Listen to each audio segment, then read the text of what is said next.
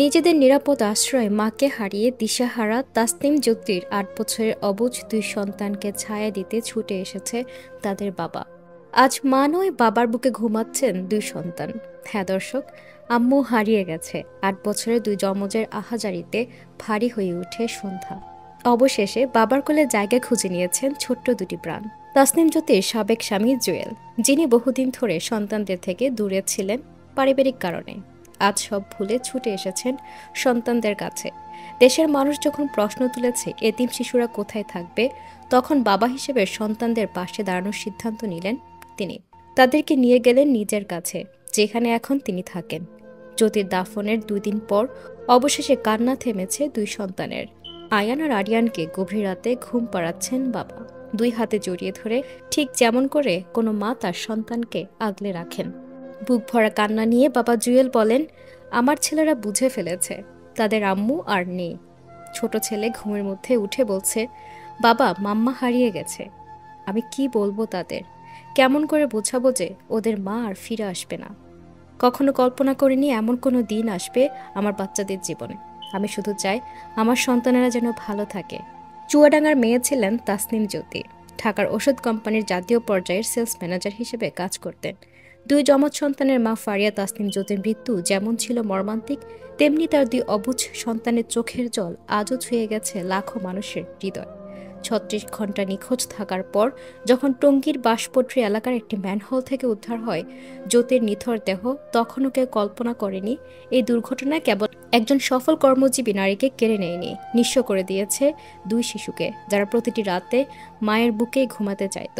চুয়াডাঙ্গার বাগানপাড়া এলাকায় যখন মার কফিন আনা হয়, তখন তার দুই সন্তান আয়ান ও আরিয়ান বারবার দৌড়ে গিয়ে কফিন জড়িয়ে ধরে কাঁদছিলেন। তাদেরকে সান্ত্বনা দেওয়ার কোনো ভাষা ছিল না কারো কাছে, কোনো মতো থামছিল না তাদের কান্না। মায়ের কফিন জড়িয়ে ধরে বলছিলেন, আম্মু উঠো না কেন, আম্মু কথা বলো। চারপাশের লোকজন চোখের পানি আটকাতে পারেনি। কোথায় সে মা, কোথায় সে দরদি মা, যিনি আগলে ধরতেন, জড়িয়ে ধরতেন বাচ্চাদের, যিনি একটুখানি উহ আহ করলে দৌড়ে এসে বুকে জড়িয়ে ধরতেন বাচ্চাদের।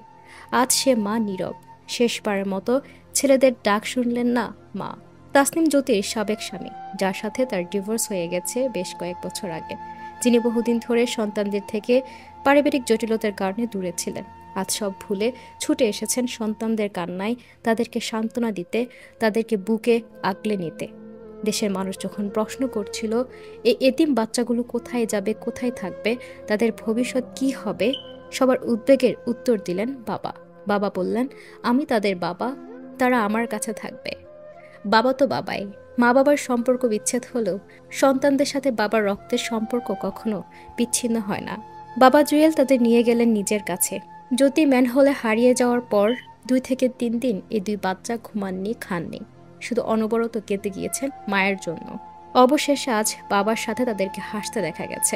বাবার সাথে দোকান থেকে তাদের পছন্দের খেলনা কিনে নিয়ে গিয়েছেন এবং খুব উৎফুল্ল মনে বাড়ি ফিরেছেন। ২ দিন পর বাবার বুকেই ঘুমাচ্ছেন দুই সন্তান। তবু ঘুমের মধ্যে মায়ের জন্য কাঁদছেন তারা। ঘুমের মধ্যে ছোট ছেলে বলে ওঠে, আব্বু, আম্মু হারিয়ে গেছে। আমার ছেলেরা বুঝে ফেলেছে তাদের আম্মু আর নেই। আমি তাদেরকে কিভাবে বুঝাবো তাদের আম্মু আর ফিরে আসবে না? বাবার সঙ্গে ঘুরতে গিয়ে পছন্দের খেলনা পেয়ে তারা একটু আনন্দিত হয়েছেন, যদিও মার অভাব পূরণ হওয়ার নয়। তবে বাবার ছায়া অন্তত কিছুটা সাহস পাচ্ছে দুই অবুঝ হৃদয়।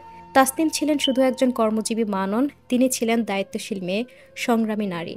চুয়াডাঙ্গা পৌরসভার সাবেক কাউন্সিলর অলিউল্লাহ বাবলুর মেয়ে তাসনিম ঢাকায় নিজের ক্যারিয়ার গড়ে তুলেছিলেন কঠিন পরিশ্রমে। দাম্পত্য জীবনে টানাপোড়েনের মধ্যেও দুই সন্তানের ভবিষ্যৎ গড়ে তুলতে ছিলেন দৃঢ় প্রতিজ্ঞ। কিন্তু নগরের গাফিলতি, খোলা ম্যানহোলের অন্ধকারে হারিয়ে গেছে সেই সম্ভাবনা, হারিয়ে গেছে একটি জীবনের সংগ্রাম। সন্তানদের চোখের জল, বাবার নিঃশব্দ অভিমান আর সমাজের নিষ্পৃহতা আজ একসাথে প্রশ্ন ছুড়ছে আমাদের দিকে। কেন বারবার আমাদের শহর গিলে খায় স্বপ্ন? কেন নিরাপত্তার নামে আমরা নির্মমতা বানাই?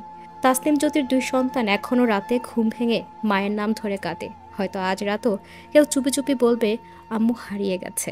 দর্শক, আপনারা সবাই আরিয়ান, আয়ানের জন্য দোয়া করবেন এবং তাদেরকে যেন আল্লাহ তাআলা বুঝ দান করে। সেই সাথে ধন্যবাদ জানাই বাবা জুয়েলকে, যিনি সন্তানদের পাশে এসে দাঁড়িয়েছেন এই কষ্টের সময়ে। বাবা মায়ের কাছে সন্তানরা সবচেয়ে নিরাপদ। নিশ্চয়ই মা হারা এই 2 সন্তানকে যত্ন করে লালন পালন করে পড়াশোনা করাবেন, বড় করবেন।